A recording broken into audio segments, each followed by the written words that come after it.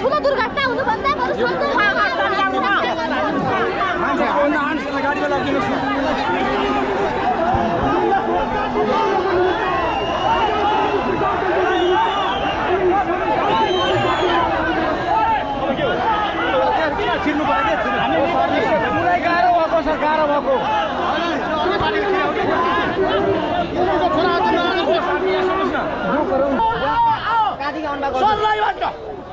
राजा फर्काउनको लागि राजा फर्काउनको लागि त किन आउँछु म काममा खेती लाउनु छ बित्तो छ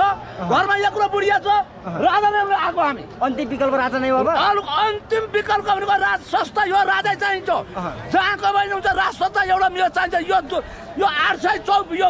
24 पाल्न सकिँदैन राज संस्था चाहिन्छ एउटै ठिक छ भने अहिलेका नेताहरू काम गर्न सक्दैनन् यस्ता पनि नेता हुन् यी जेलमा हत्या नेता पुलिस राज्यले पनि दुःख पाउनु तपाईहरुलाई फुल छ मेरो दशमले जोडी छ मेरो सुरक्षा कर्मी हो तपाईहरुलाई फुल छ मेरो दशम फुल ल्याइन दशमलाई जोडी छ अब राजा फर्काउने राजा फर्काउँछ हत्या नफर्काउने यसरी आउँथ्यो हामी राजा फर्काउन आएको बाबु राजा फर्काउन आएको फर्किनु हुन्छ यहाँ हुनुहुन्छ यहाँनिर राख्ने राजनीतिमा यही हुनुहुन्छ आज नेपालको संविधानले गणतन्त्र दिवस भन्छ तपाईहरु गणतन्त्र नमानेर अब व्यवस्था हामी पहिला पनि नमानेको तपाईँ गृहमन्त्रीलाई गएर सोध्नुहोस् न 350 लाख रुपियाँ उठाएको हो कि होइन छ तपाईँको नैतिकता त्यो प्रश्नकारी नैतिकता छ तपाईँसँग तिमी पनि नेपाल म पनि नेपाल तिम्रो बाउले गरेको धर्म तिमीले नमास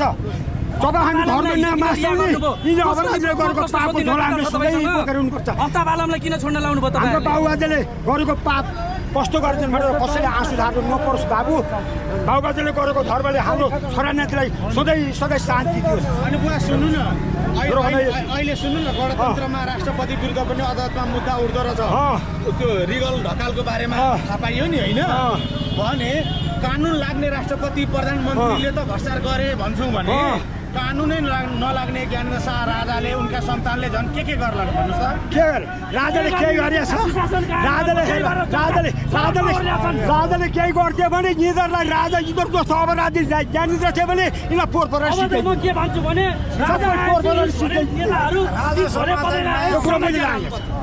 नेपालको ज्ञानेन्द्र राजा शान्ति हो अति शान्ति हो ज्ञानेन्द्र यिनीहरू जस्तो बेमानी अपराधी ज्ञानेन्द्र थियो भने यिनीले पोहोर यिनीहरूको गाउँ उड्ने थियो होइन उनले त नि सेना हातमा लिएर शासन गरेको साना हातमा लियो उनले के गर्छन् ऊ त देउतै रहेछ ज्ञानेन्द्र शाह त देउतै रहेछ मान्छे तिमीहरू सबैले बुझ अनि ज्ञानेन्द्र शाहले देश आगो लाउने भयो भने कसले लाएर आएको तिमीहरूको यही हो माले नेपालीको माओवादीले पढाएको आगो लगाएर जेल बसेका मान्छेलाई छुटाउने तपाईँहरू हो देशमा राम्रो सबैलाई काम गर्ने हितमा राष्ट्रको हितमा काम गर्ने मान्छेलाई निकाल्ने खेद्ने दुनियाँ बहाना पनि जम्मै खाने कुन छ त ल एउटा काम यो सरकारले गरेछ गणतन्त्रवादीले गरेछ भनेर कसैले भन्छ भने म आत्महत्या गर्छु यो भनेर देखाउनु न के गरेछ र ऋण थुपारेछ देशको बजेट भन्दाखेरि अन्तर्राष्ट्रिय ऋण बढी भइसकेपछि गरेछ भन्ने त्यो माथि भने युवा बेच्नु थाले अब केही सक्यो जम्मै सक्यो भएको त्यति कल कारखाना उद्योग धन्दा सारा संसार सकेपछि अब के छ अलिअलि युवालाई बेच्न थाले एउटा गृह मन्त्रालय जस्तो बसेर दिनको चाहिँ 50 लाख रुपियाँ लिएर युवा बेचेर बस्नलाई उचित छ त देशमा यो देश त हाम्रो हो गरिबको हो यिनीहरूको त बाहिर पासपोर्ट छ बाहिर सबै कुरा छ यिनीहरू त उड्छन् भोलि काठ पल्टेपछि हिँड्छन् हामीले बोक्नुपर्छ जम्मै नीति हामी राष्ट्रपति राष्ट्र रहनु पर्यो कार्यकारी प्रमुख त जनताबाट चुनेर प्रधानमन्त्री बन्नु पर्यो एउटा राज संस्था भनेको चाहिँ एउटा संस्थाको रूपमा देशमा कुनै बेला भइपरि आउँदाखेरि गर्ने निष्पक्ष कुनै नै पार्टीको होइन निष्पक्ष अब अहिले चाहिँ राष्ट्रपति पार्टीको हुँदा चाहिँ त्यसको अस्तित्व पनि छैन केही पनि छैन मूल्य पनि छैन मान्यता हाम्रो भनेको पनि देश रहनु पर्यो देशमा यस्तो गर्नु भएन मन लागि उनीहरूको पक्षमा बोल्यो भने लगाएर थुनिहाल्ने जेल हालिहाल्ने हिजो त त्यो त थिएन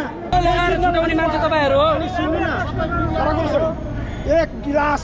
एक वर्ष स्कुल पढ्दा त विद्यार्थी कति बिग्रिन्छन् 25 वर्ष पढाएको चाहिँ गाँठे 46 सालमा पढ्नु 47 सालमा पानी दर्ता 48 साल यिनीहरूको हातमा परेको गाँठे यिनीहरू 48 सालमा पढ्नु अहिले कति वर्ष हो यो पढेर यिनीहरूले देशका जनतालाई जनतालाई गु भने आफू पनि कुकुरलाई गु भएर सकिने भयो एकदम। अनि सुन्नु न ज्ञानेन्द्र शाहमाथि त दरबार हत्याकाण्डको पनि आरोप छ कसरी राजा हुन्छ होइन हत्याकाण्ड के तिमी दाजु मार सक्छौ तिम्रो मनमा आउँछ तिमी दाजु मार्छौ नखडे तिमी अनि हत्याकाण्डका आरोपलाई बोल्न सक तिमी बोल्न सक भगवान सम्झेर बोल कसरी सम्झेर बोल सुन्नु न लोग्नेले श्रीमान मारेका दाजुले भाइ मारेका बाउले छोरा मारेका भारत 300 अमेरिका षड्यन्त्र गरेर भित्रकालाई बाहिर फ्याँकेर बाहिरका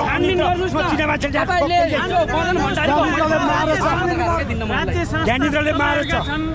तीर्थ प्रधानमन्त्री छ एमाले सरकारमा छ भोलिपल्ट दिन सकेन भोलिपल्ट दिन सकेन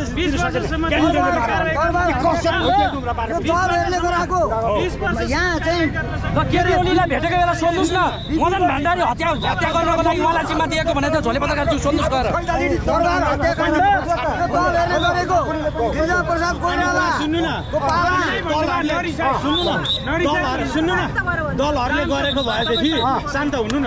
दलहरूले गरेको भएदेखि ज्ञानेन्द्रले 6-7 वर्ष शासन चलाउँदाखेरि ऊ त संविधानभन्दा माथि थिए 7 वर्ष चलाउनु पाएन कति वर्ष चलायो 1.5 वर्ष 2 वर्ष मात्रै यो 2 वर्ष त प्रत्यक्ष शासन सेना हातमा लिएर प्रधानमन्त्री आफै भएर राजा आफै भएर चलाए नि त्यस बेला कारबाही गर्न सक्थ्यो होला नि यी दलहरूले उनको दाजुलाई मारेको हुन्थ्यो भने तिमीलाई मैले 12 वर्ष रमाइलो पर्यो सीधा कसी जुवाई भन्थ्यो एउटा रमाइलो पर्यो दाजु जस्तालाई यी कङ्ग्रेसले माऱ्यो भने मैले त कतिवटा सिद्धान्तले सिस्ना किरेर बसेको ज्ञानेन्द्र सरकारले मारेको भए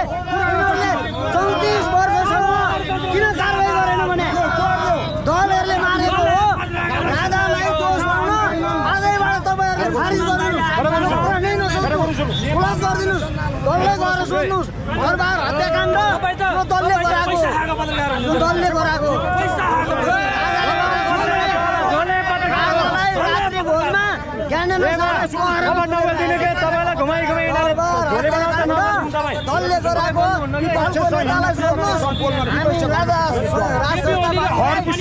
माया हुँदैन त्यसले गर्दाखेरि अब विपक्ष एउटा राज्य छिन्न आएर बसेका छन् दाजुको तस्बिरमा त 20 किलो मन गरेको दाजु ठ्याङ हानेर मारिदिए मैले त कतिवटा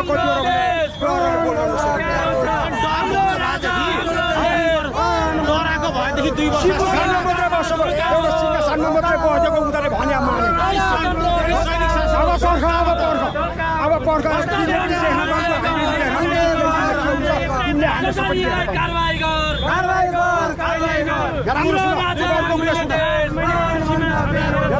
तिमीहरू हिजोका फुल आजका चिचिलाऊ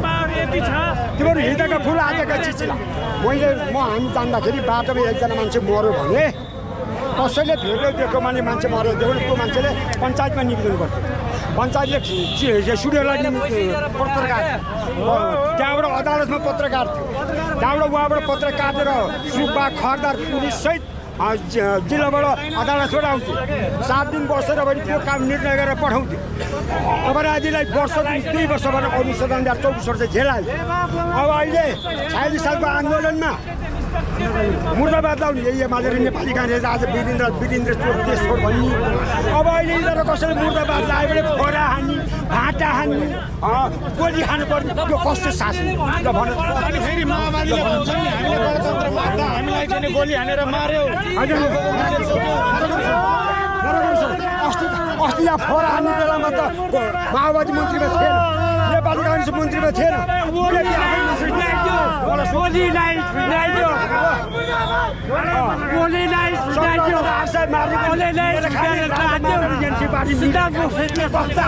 तिम्रो देश हो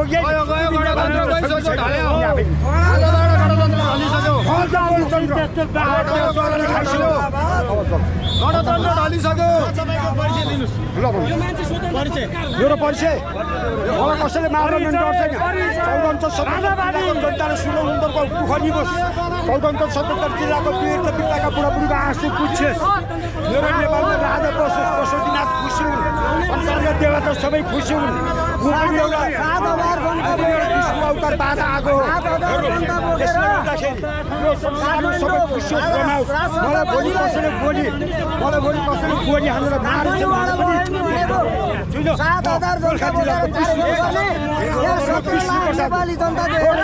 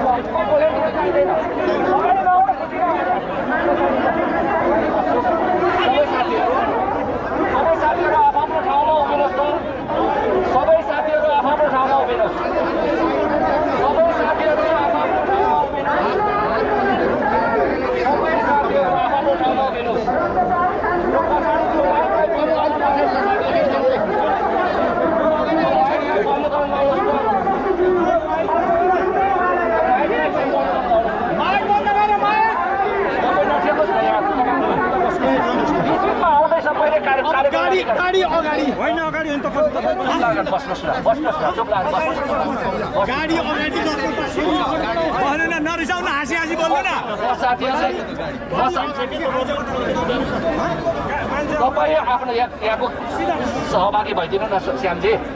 सबै साथीहरूलाई मेरो के अपिल छ भने खेलमखेल गरेर कुद्नुपर्ने केही जरुरी छैन। हामी बिस्तारैसँग अगाडि बढ्ने हो, अगाडि हामी हुन्छौँ। तपाईँहरूले खेल्दै खेल्दै आउनु पर्दैन, हामीलाई जोगाउन हात बाँध्नु पनि पर्दैन। हामीलाई भोलिन्टियर, हामीलाई हेर्नको लागि भोलिन्टियर साथीहरू तोकिनु भएको छ। तपाईँहरू आफूलाई हेर्नुहोस्, त्यति भए पुगिहाल्छ। यहाँ त सबै भोलिन्टियर भइदियो, एक कुल्चेरै मार्ने भइहाल्यो।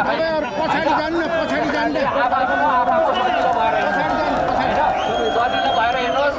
हामीलाई के अप्ठ्यारो हुन्छ त्यो हेर्नलाई साथीहरू खटिएकै छँदै हुनुहुन्छ। उहाँहरूले हेर्नुहुन्छ, अरूले आफ्नो ठाउँबाट आएको साथीहरूलाई आफूले हेर्नुहोस्, राम्रो गर्नुहोस्। अलिकति कमजोर बिरामी बुढापाका मानिसहरूलाई केही असुविधा हुन्छ कि हेर्नुहोस्, तर सबै अगाडि कुदेर आएर आफै टेकाटेक गरेर खुट्टा भाँच्ने त्यस्तो अप्ठ्यारो केही पनि नगर्नुहोस्। जहाँ जहाँ हुनुहुन्छ त्यहीबाट आरामले हिँड्नुहोस्। हामी कतिको छिटो हिँड्छौँ त्यति छिटो हिँड्नुहोस्, उभिनुहोस्। त्यो गरेर सहयोग गरिदिनु हुन म सबै साथीहरूलाई अनुरोध गर्छु